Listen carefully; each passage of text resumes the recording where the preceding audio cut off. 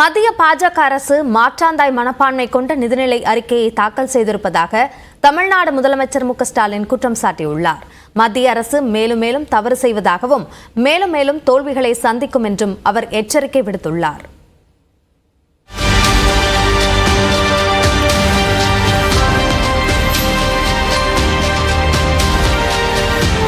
நிதி ஆயோக் கூட்டத்தை புறக்கணித்ததற்கான காரணத்தை விளக்கி முதலமைச்சர் மு.க.ஸ்டாலின் வெளியிட்டுள்ள வீடியோ தான் இது. தனது எக்ஸ் பக்கத்தில் வெளியிட்டுள்ள இந்த வீடியோவில் பட்ஜெட்டுக்கு 2 நாட்களுக்கு முன்பு கூட தமிழ்நாட்டிற்கான தேவைகள் என்னவென்று சமூக ஊடகங்கள் மூலமாக தெரியப்படுத்தியதாகவும், ஆனால் அதில் ஒன்றை கூட நிதியமைச்சர் அறிவிக்கவில்லை என்றும் முதலமைச்சர் குற்றம் சாட்டியுள்ளார். நம்முடைய தமிழ்நாட்டு தேவைகள் என்னன்னு சோசியல் மீடியா மூலமாக ஒன்றிய ஆட்சியாளருக்கு தெரியப்படுத்தின.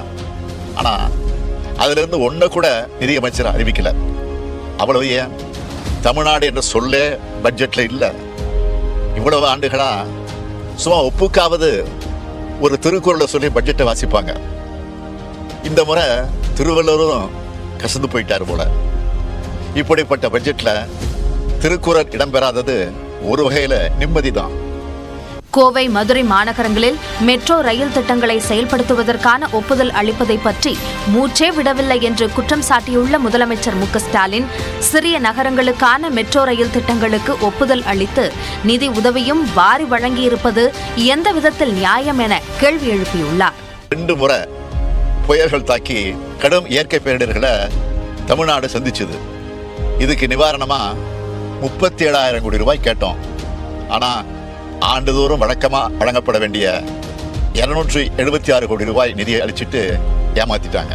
சரி, இந்த பட்ஜெட்லேயாவது வெள்ள நிவாரண அறிவிப்பு வெளியாகும்னு காத்திருந்தோம்.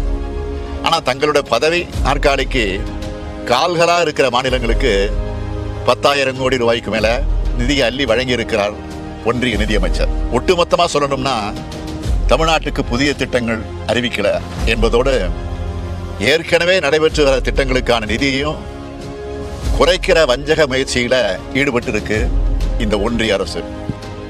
மாநிலங்களால் விதிக்கப்படும் முத்திரைத்தாள் கட்டணத்தை குறைப்போம் என மாநிலங்களை கலந்தாலோசிக்காமலேயே பட்ஜெட்டில் அறிவித்துள்ளதாக கூறியுள்ள ஸ்டாலின், ஏற்கனவே ஜிஎஸ்டி வரி விதிப்பு முறையை கொண்டு வந்து மாநிலங்களின் வரி விதிப்பு உரிமையை எடுத்துக்கொண்டதாக சாடியுள்ளார்.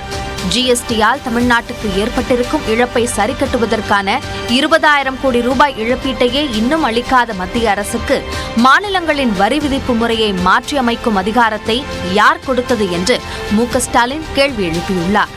கடந்த 10 ஆண்டுகளாக வருமான வரி சலுகையின்றி தவித்துக் கொண்டிருக்கும் நடுத்தர குடும்பங்களுக்கு வெறும் 17,500 ரூபாய் சலுகையை மட்டும் வழங்கியுள்ளதாகவும், அந்த சலுகையும் பெரும்பான்மையானோருக்கு கிடைக்காமல் செய்து கொண்டு பெரும் வரிச்சலுகை கொடுத்ததாக மத்திய அரசு மார்த்தட்டிக் கொள்வதாகவும் அவர் விமர்சித்துள்ளார். மேலும் மேலும் தவறு செய்றீங்க, மேலும் மேலும் தோல்விகளை சந்திப்பீங்க. இந்திய நாடாளுமன்றத்தோட 2 அவைகளும் கொந்தளிக்கிற மாதிரி இந்திய மக்களோட மனங்களும் கொந்தளிப்புல இருக்கு. இதுக்கு பாஜக பதில் சொல்லியே தீர வேண்டும். மத்திய பட்ஜெட் தமிழ்நாட்டை மட்டுமின்றி ஒட்டுமொத்த நாட்டு மக்களையே பழிவாங்கும் பட்ஜெட் என்றும் முதலமைச்சர் மு.க.ஸ்டாலின் குற்றம் சாட்டியுள்ளார்.